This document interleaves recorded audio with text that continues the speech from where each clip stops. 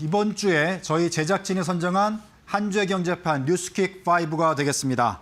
자, 5가지 핵심 뉴스, 5가지 뉴스라고 보시면 되겠는데요. 키워드로 먼저 저희가 정리해봤습니다. 화면으로 5가지 뉴스 만나보시겠습니다. 네, 나오고 있는데요. 먼저 저희가 키워드로 정리한 뉴스 5가지는 국제경제, 인간 대 로봇, 지방소멸, K-팝, 자, 국내 증시 이렇게 되겠습니다.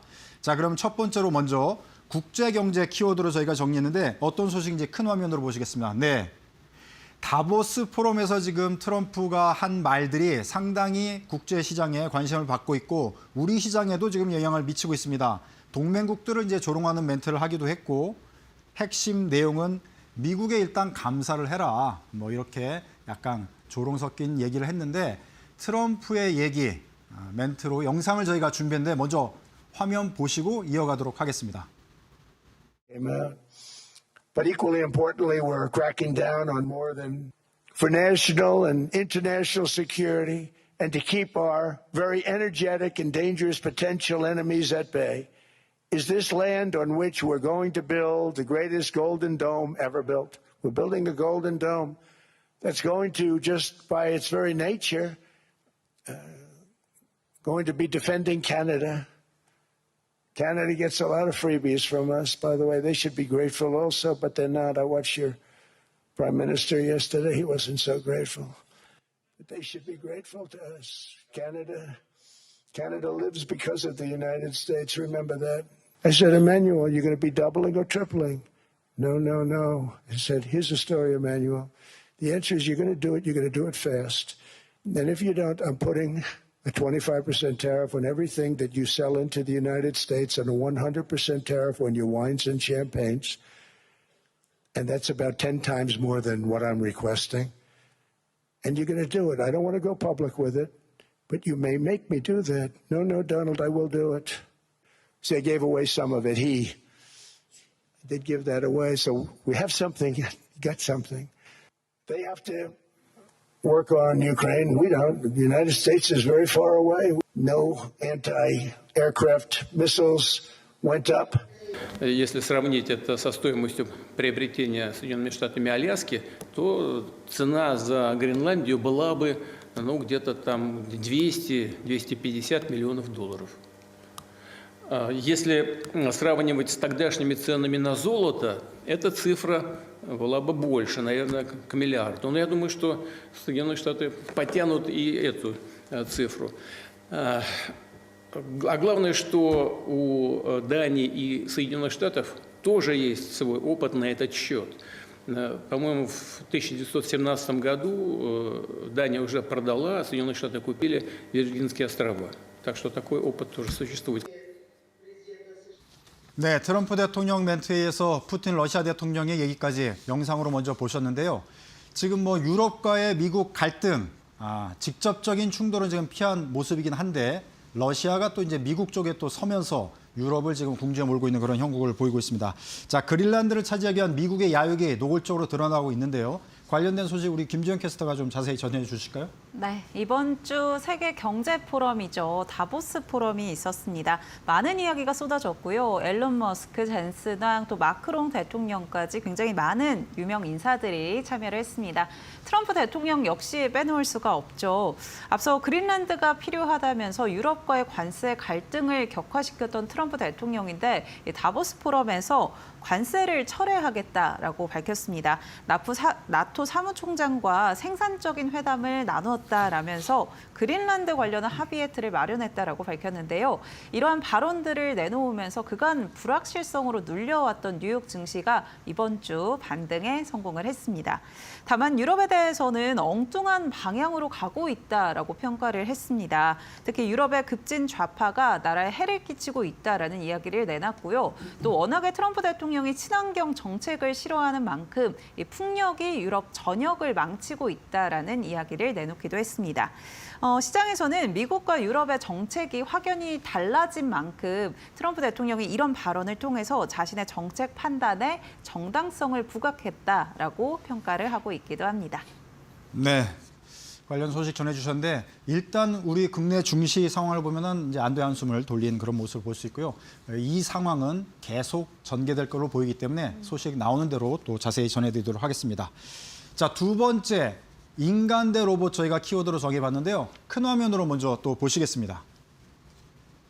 네, 지금 현대차 노조가 로봇과의 전면전을 약간 선언한 그런 꼴이 됐습니다. 아틀란스 로봇을 지난 CES에서 현대차가 공개하면서 세계적인 지금 각광을 받았는데 노조는 지금 이 로봇 공장에 도입해서는 안 된다 이런 입장을 지금 보이고 있고 성명까지 발표하면서 지금 경영진을 압박하고 있는데 이지은 기자가 이 소식 전해주실까요? 네. 로봇과 인간의 갈등이 현실로 드러났습니다. 계열사 보스턴 다이내믹스의 휴머노이드 로봇 아틀라스 도입을 두고 노조와 회사 간 갈등이 수면 위로 떠오른 건데요. 노조의 입장은 분명합니다. 로봇이 들어오면 사람 일자리가 줄어든다는 겁니다. 그러면서 현대차가 인건비를 줄이기 위해 로봇을 도입한다며 노사 합의 없이는 단 한 대의 로봇도 현장에 들일 수 없다고 주장했습니다. 아틀라스 한 대의 가격은 약 2억 원 수준으로 생산 근로자 2명의 연봉보다 낮습니다.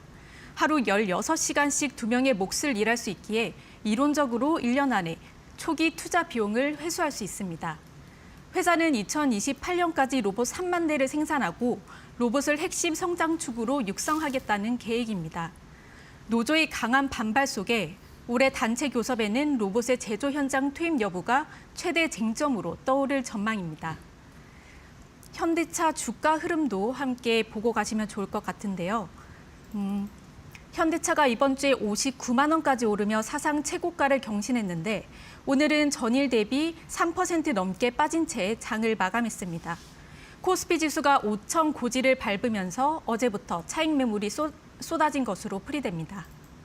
네, 지금 말씀해 주신 대로 어제부터 약간 차익 매물 쏟아 물론 이제 단기간에 급등했기 때문에 약간 차익 실현도 있겠지만 아무래도 이제 현대차 노조의 이런 강력한 성명이 시장에 좀 영향을 미쳤다 이렇게 주가에서도 확인이 되는 것 같습니다. 자, 인력 감축과 관련해서 이제 로봇과 노조 문제는 이게 쉬운 문제가 아닐 텐데요. 현대차 내부에서 경영진과 노조가 좀 잘 풀어가서 시장에도 긍정적인 신호로 다시 나오기를 기대해 보겠습니다. 자, 이렇게 마무리를 하고요. 한주경제판 뉴스킥 5 세 번째 소식 살펴보도록 하겠습니다. 지방 소멸로 저희가 키워드 정했는데요. 네, 화면에 나오겠습니다. 자, 이제 뭐 지방이 점차 소멸되고 있다. 이게 뭐 어제 오늘의 소식은 아닌데 수치로 여론조사를 통해서 상당히 심각하다는 게 지금 확인이 되고 있습니다. 이 소식 관련해서 지금 여론이 어떻게 돌아가고 있고 지방 소멸이 진짜 어느 연도 정도에 실제 가시화될 수 있는지 우려 섞인 연도까지 내용이 지금 나오고 있어가지고 대책은 없는지 자세히 이 문제 살펴보도록 하겠습니다. 자, 이 소식 분석하기 위해서 오늘 게스트 모셨는데요. 앞서 소개해드린 이재수 한국경제인협회 민생경제팀장 지금 나와 계시고요. 자, 그래서 먼저 이제 질문을 드리도록 하겠습니다. 자, 지방 중소도시 소멸기가 뭐 여러 가지 이제 문제제기가 됐는데 이번 조사를 통해서 이제 수치로 좀 확인이 된 부분이 있어요. 조사의 취지가 뭔지 먼저 간략하게 좀 소개를 좀 해주시죠. 네, 그 다 아시다시피 그 수도권 일극 체제가 이제 굉장히 심한데요. 그 뭐 역대 정권에서 여러 가지 정책을 내고 이랬지만 진짜 백약이 무효일 정도로 그 일극 체제 이제 이 서울과 뭐 경기, 인천이 일극 체제가 심해지고 있는데 이 문제를 좀 해결하기 위한 방안으로 뭐 어쨌건 전체적으로 생산 연령 인구도 감소하고 또 지방 소멸 위기도 심화하고 그리고 이제 실제로 보면 지역에서는 그 인력이 부족하다 보니까 그 중소기업들의 인력난도 굉장히 심하고 이런 걸 좀 종합적으로 해결하자 이런 취지로 작년에 저희들이 그 800만이나 되는 수도권의 그 베이비 부모들을 지역에 있는 그 중소기업의 취업을 유도를 함으로써 이 문제를 좀 해결해 보자 이런 차원에서 조사를 몇 가지를 했습니다. 그래서 첫 번째 한 게 작년에 이제 수도권 베이비 부모 대상으로 조사를 했고 그리고 지역 중소기업의 인력난에 대해서 조사를 했고 마지막으로 지자체의 어떤 대책 이런 거에 대해서 조금 조사를 하는 그런 취지로 이번에 조사를 했는데 전반적으로 봐서는 어쨌건 수도권 일극 체제에 따른 지방 소멸 위험에 대해서 지자체들 특히 이제 비수도권 지자체들이 어떻게 생각하는지 이걸 좀 조사하기 위해서 이번 조사를 기획을 하게 되었습니다. 네, 지역별로 여러 가지 심각한 게 좀 차이는 있어요. 네, 그렇지만 전체적으로 굉장히 위기의식을 느끼고 있는 게 이제 확인이 됐는데 지역별로 어떤 내용이 이제 결과적으로 나왔는지 전체적으로도 설명을 부탁드리겠습니다. 네. 이번 그 조사는 뭐 일반적인 그 전국 조사가 아니고요. 그 전체 그 우리나라가 229개 그 기초 지자체가 있는데 그 중에 수도권 그러니까 서울, 인천, 경기 그리고 5대 광역시와 관련된 그 지자체 이를 다 빼고 뭐 이제 제주도 빼고 이렇게 해서 말 그대로 그 지금 비수도권 비광역시 지자체 대상으로만 조사를 했습니다. 총 120개 조사를 했는데 그 중에 한 100개 정도 응답을 했습니다. 그 결과 전체적으로 봤을 때는 그 전체 그 10개 비수도권 지자체 중에서 거의 8개 가까이 77%가 그 인구 감소 지방 소멸 위험 수준이 굉장히 높다. 이렇게 응답을 했습니다. 낮다는 응답은 6%에 불과해서 굉장히 그 비중이 낮고요. 이걸 이제 권역별로 조금 분석을 해보면 그 강원권이 아까 이제 첫 화면에도 나왔는데 가장 높습니다. 그래서 85.7%가 그 소멸 위험이 높다.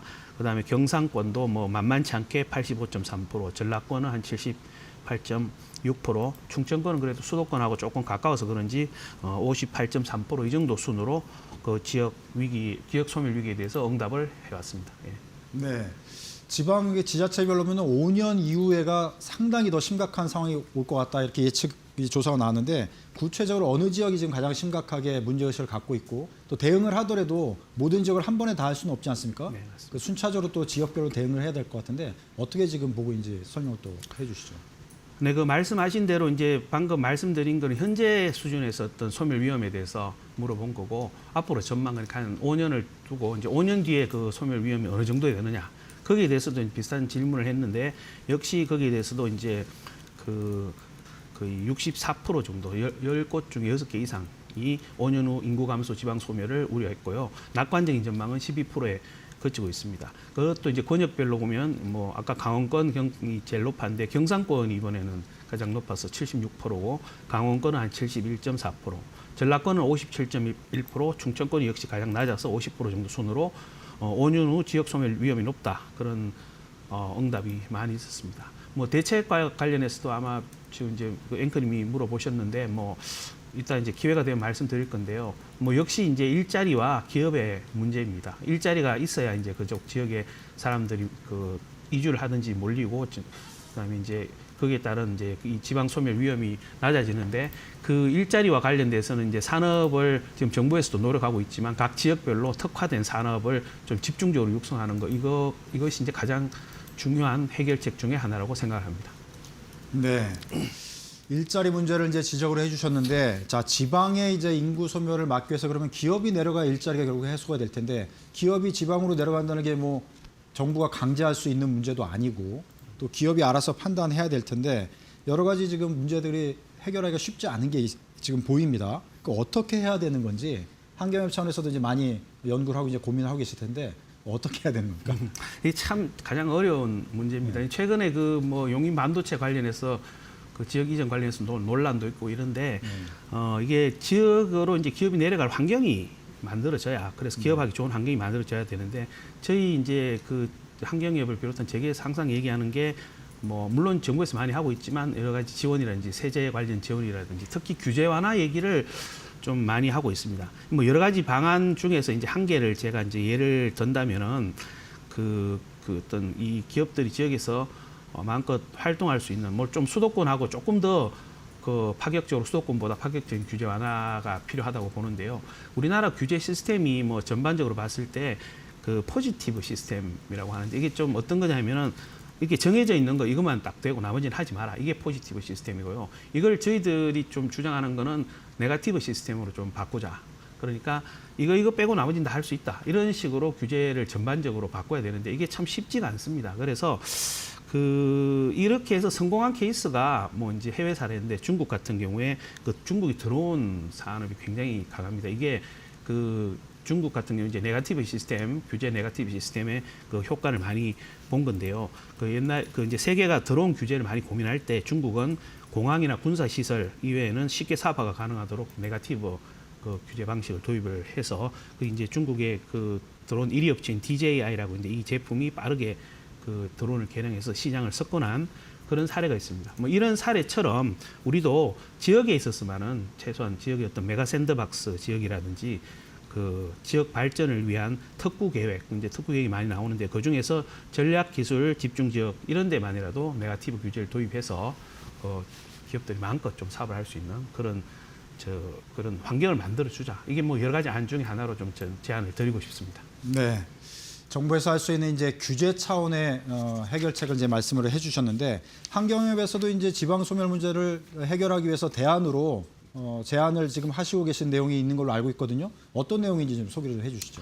뭐 아까 말씀드렸듯이 그 어떤 세제라든지 규제 완화라든지 이런 면도인데 조금 구체적으로 저희들은 초기 제가 이제 도입부에서 말씀드렸듯이 그 지금 뭐 베이비 부머들이 굉장히 대량으로 은퇴를 하고 있고 이분들이 굉장히 젊고 일을 할 의욕도 있고 이렇습니다. 이렇게 네. 있는데 이런 분들이 또 여전히 이제 노후까지가 완벽하게 대응이 되어 있지 않고 이러기 때문에 이분들을 지역 그 이제 인력난을 겪고 있는 중소기업의 취업을 좀 유도를 함으로써 지역의 중소기업 인력난도 극복하고 지역 경제 침체, 이렇게 세수가 늘어나지 않겠습니까? 그러면 아무래도 그런 것도 그러고 그다음에 그 수도권 집중으로 인한 그 온갖 그 부작용들 뭐 대표적으로 뭐 부동산 가격 급등이라든지 뭐 교통난이라든지 이런 걸 조금이라도 완화할 수 있도록 그런 지역 중소기업에 취업하는 걸 좀 제안을 하자. 그러기 위해서 뭐 여러 가지 그 뭐 정책적 대안도 좀 제시를 했었는데 그런 사업을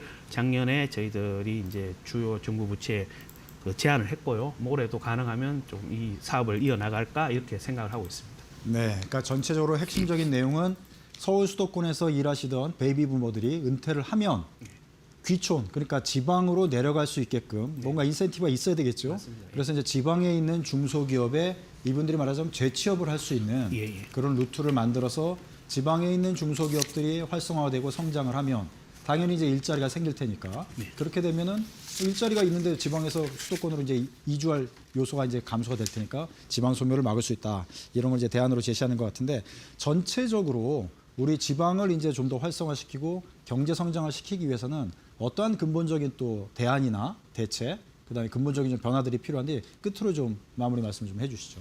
네, 저희 이제 이번 조사의 대책도 조금 이제 물어봤습니다. 지자체를 대상으로 지방 소멸을 막기 위한 대책이 어떤 게 있느냐. 그게 이제 아까 말씀드렸듯이 가장 중요한 게 기업을 유치하는 거. 이게 이제 첨단 기업이든 어떤 기업이든 그리고 또 공공기관 유치도 굉장히 중요하고요.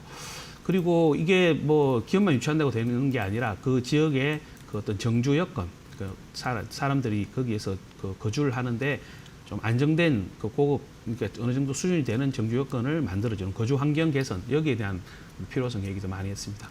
그리고 생활 인구 유입 얘기인데 이거는 이제 아주 정주하고 거기서 정착하지 않더라도 수도권이나 다른 지역에서 어떤 일이라든지 뭐 다른 문화생활이라든지 이런 걸 위해서 그 지역에 많이 그 왔다 갔다 할 수 있는, 왕래할 수 있는 그 생활 인구 유입을 활성화하기 위해서 또 노력을 해야 된다. 이런 의견도 있었고요. 의료 같은 것도 굉장히 중요합니다. 지역에 가면 그 사람들이 지역에 안 가려는 이유가 어떤 의료 서비스의 그 불안 이런 것 때문에 그런데 그런 것도 중요하다고 생각을 하고 있습니다. 네, 알겠습니다. 자, 옆에서 이제 이지은 기자, 김준 캐스터 이제 잘 듣고 계셨는데 보통 이제 젊은 분들이 지방에서 다 서울 수도권으로 올라오시잖아요. 물론 이제 서울 수도권에 계신 분들이라서 입장은 다르기는 하지만 이 사안 어떻게 보시는지 간단하게 한 말씀씩 해주시면 좀 참고가 될 것 같습니다. 이지은 기자부터 얘기해 주실까요? 우선 지방을 대안이 아닌 기회로 만들어야 될 것 같고요. 그리고 또 앞서 설명 주셨듯이 단기 일자리 확대보다는 지속적인 고용 그리고 지역 특화 산업으로 또 집중하는 게 좋지 않을까 싶습니다. 네, 우리 김지영 캐스터는 어떻게 보셨나요? 네, 확실히 뭐 수도권에서 거주하다가 지방으로 갈 만큼의 이제 메리트가 좀 있어야 되지 않을까라는 생각이 들고요. 말씀해주신 대로 그런 고용적인 부분들이 좀 뒷받침해주지 않을까 이런 생각이 들긴 했습니다. 네, 결국은 일자리, 기업 뭐 이렇게 모아지는 것 같습니다. 자, 좀 잘 좀 해결됐으면 좋겠다는 생각이 들고요. 자, 네 번째 소식으로 넘어가 보도록 하겠습니다. 저희가 K-팝 키워드로 잡아봤는데요. 화면으로 보시겠습니다. 네, 대단합니다. 지금 BTS 컴백 얼마 남지 않았습니다. 자, 완전체로서 3월 21일 광화문 광장에서 첫 공연을 시작으로 이제 월드 투어가 시작이 될 텐데요. 뭐 국내뿐만 아니라 세계가 지금 들썩들썩합니다. 그래서 굉장한 기대감을 모으고 있는데요. 이 소식 이지은 기자가 또 자세히 전해주실까요? 네, 전 세계 팬들의 시선이 서울로 향하고 있습니다. 그룹 BTS의 첫 컴백 무대가 서울 광화문 광장에서 열릴 것으로 보이는데요. 앞서 BTS는 3월 21일 광화문 광장에서 새 앨범 아리랑을 주제로 공연을 열고 싶다며 장소 사용 허가를 신청했습니다. 이에 대해 국가유산청과 서울시도 조건부로 승인했습니다. 서울시는 지역축제 안전관리 계획 심의를 통과하는 것을 최종 허가의 전제 조건으로 제시했는데요. 또 출연진과 관람객의 퇴장 시간이 겹치지 않도록 하고 대규모 인파가 몰릴 가능성에 대비한 구체적인 안전 대책이 마련되는 대로 최종 허가를 내릴 방침입니다. 이번 공연의 예상 관람객은 약 18,000명에 달하고요. 무료로 공연이 진행되는 만큼 소속사와 관계당국은 인파 관리에 만전을 기하겠다는 입장입니다.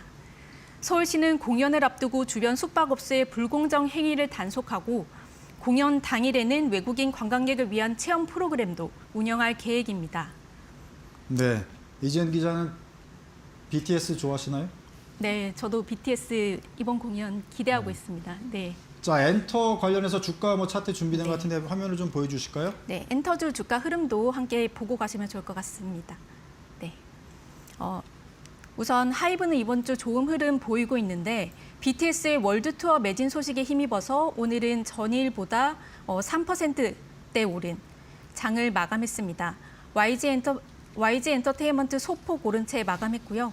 SM, JYP 1% 넘게 상승했고 디어유는 해외 사업 확대 기대감에 5% 넘게 오른 채 장을 마감했습니다. 네, 이게 주가 차트에서도 확인되는데 우리 이 기자도 BTS 좋아한다 그랬고 저도 BTS를 좋아하고 제 주위에 있는 외국인들도 BTS 싫어한다는 사람은 없더라고요. 그러니까 엄청난 기대감을 모으고 있고 이번에 컴백하면 상당한 공연 수익이 기대되니까 지금 주가에도 지금 반영되는 모습 확인을 해보셨습니다. 자, 그럼 마지막 저희가 5번째 뉴스 저희가 키워드로 국내 증시라고 일단 얘기를 했는데 오늘 종가 코스피 5천 도달은 못했지만 상당히 아주 그냥 대단합니다. 네, 코스피 5천 시대 활짝 열리기 바로 직전에 있다 이렇게 보시면 되겠습니다. 아직 오늘 종가도 코스피 5천은 살짝 미달한 그렇게 마감을 했는데요. 관련 소식 김지원 캐스터가 정리해 주실까요? 네. 드디어 어제 코스피가 5,000피를 달성했습니다. 지난 4월 9일 2,290선을 시작으로 해서 10개월 만에 5,000선으로 올라온 건데요. 지금까지의 역사를 보면 일부 대통령들도 코스피 증시 활성화를 정책으로 내세웠었습니다. 처음으로 5,000포인트를 이야기했던 건 이재명 대통령이 아니라 이명박 전 대통령인데요. 19년 전인 2007년에 이명박 전 대통령이 코스피 3,000을 돌파하겠다라고 이야기를 했고요. 잘 되면 5,000까지도 갈 수 있다라는 이야기를 내놨습니다. 다만 그 이후에 코스피가 1,000포인트와 2,000포인트 사이에서 이 박스피라고 하는 흐름을 이어갔는데요. 국내 증시가 화랑이었다라는 평가를 받는 이 동학개미 운동 시기에도 코스피는 처음으로 3,000선을 돌파했습니다. 사실 5,000피 도달에 대해서 증권가는 임기 내에 도달하겠지라는 시각에서 1년 내에 도달하겠지, 그러니까 2026년에 도달하겠지라는 의견을 내세웠었는데 또 1분기로 그 시기가 줄었었고요. 결국에는 1월도 채 되지 않고 이 5,000피라는 공약을 달성을 했습니다. 이에 따라 이재명 대통령이 코스피 5,000 도달에 따라서 국민연금의 고갈 우려도 줄어들었다라는 이야기를 했고요. 또 오늘 같은 경우는 코스닥이 소외됐던 만큼 더불어민주당 코스피 5,000 특위에서 코스닥 3,000포인트까지 목표를 제시를 했습니다. 이에 따라 오늘 코스닥 강한 흐름을 가져갔는데요. 오늘 코스피와 코스닥 종가 흐름 체크해 보시죠. 코스피 앞서 이야기해 주신 대로 5,000포인트까지는 안착하지 못하고 오늘 4,990포인트에서 마감을 했습니다. 그래도 오전장에 5,021포인트 터치하면서 다시 한번 사상 최고치를 경신해낸 모습이고요. 오늘 코스닥의 경우에도 998포인트 사상 최고치를 경신해냈던 모습입니다. 이제 코스닥도 1,000스탁이 얼마 남지 않았다라는 점 참고해 보시면 좋을 것 같습니다. 네, 김지영 캐스터는 5,000포인트 언제 도달할 걸로 예상하시나요? 저는 사실 상반기에는 가지 않겠냐라고 생각을 했는데 이렇게 빨리 달성할 줄은 몰랐습니다. 지금 어제 오늘 장중에 이미 5,000을 넘었고 종가로만 살짝 미달하지 네, 않았습니까? 맞습니다. 이 추세로 가면 다음 주에는 5,000 넘을 것 같은데. 네, 충분히 올라올 수 있지 않을까 이런 생각이 네. 듭니다. 자, 코스피 5,000 시대 또 코스닥 1,000 시대. 이게 얼마 남지 않았고 정말 코앞이다 이렇게 볼 수 있겠습니다.